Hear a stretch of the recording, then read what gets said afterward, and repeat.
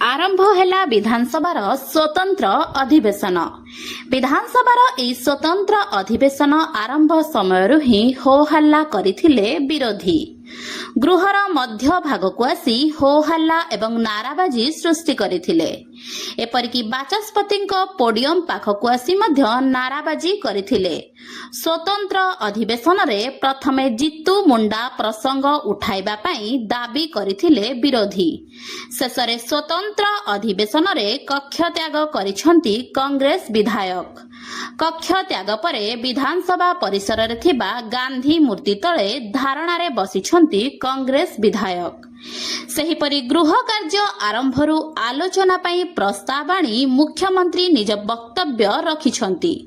आरंभरू विरोधी को टार्गेट करी कहिछंती महिला को उचित न्याय देबारे अवहेला करा जायछि। कांग्रेस दलर बंधु माने आलोचना को आगे आसीबा बदल रे महिलांको उद्देश्य रे नकारात्मक मंतव्य देउछंती। कांग्रेस निज सरकार समय रे महिलांको बिल को पास न करी आज विरोध करुछि।